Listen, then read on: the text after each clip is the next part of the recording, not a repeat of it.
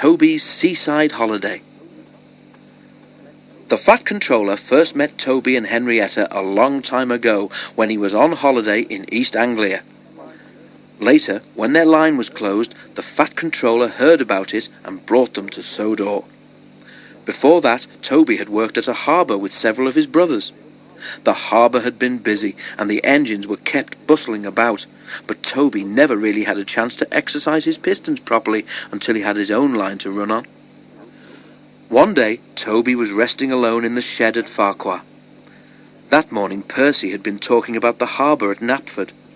Toby remembered the old days when he had worked at a harbour too. "I'm too old now to dash about like I did then," he thought. "Backwards and forwards all day long, between the harbour and the big station, with never any chance of a holiday. But I did go to the seaside once," he remembered. For a while, anyway. His driver and fireman had been so excited when they came to work one day. "We've been promised a trip to the seaside," they said. "What do you mean?" asked Toby. "There's a seaside village near here," explained the driver, "where they have a festival each year. Lots of people come to it, and one of the organisers thinks it would be a good idea to have a display of engines at the station as an extra attraction.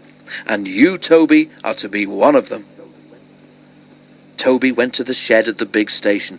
He was given new paint, a new bell, and his brasswork was polished until his driver could see himself in it. "You haven't looked so smart for years," he said. "I nearly didn't recognise you." They set out for the junction where the branch line to the village began.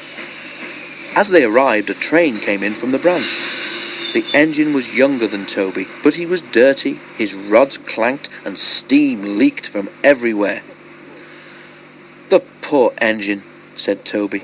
"Can I help pull his next train to the seaside, please?"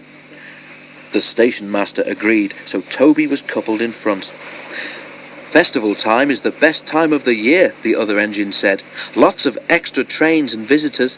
I expect you'll be able to stand on the long carriage siding." They soon reached the seaside station, where the station master came out to meet them. He was surprised to see Toby.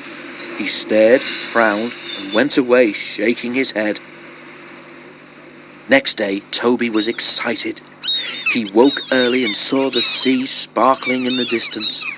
White birds wheeled and swooped overhead, making loud, mewing noises. "I wonder what they are," thought Toby. "I must ask my driver when he comes." But his crew arrived looking glum. "It's all off, Toby," his driver said. "They say there's nowhere for you to stand." "But what's wrong with where I am?" wailed Toby. "I'm not in anybody's way here." "It's just an excuse, I reckon," said Toby's driver, lowering his voice. "The real trouble is you're too smart, Toby. They're afraid you'll show their branch line up." Just then, a door banged. Toby jumped. "Wake up, Toby," smiled his driver. "Time to get back to work." Toby sighed as he moved from the shed. "Well, I did get to the seaside," he murmured, "even if it wasn't for long. But I think the Fat Controller would have managed all that festival business much better."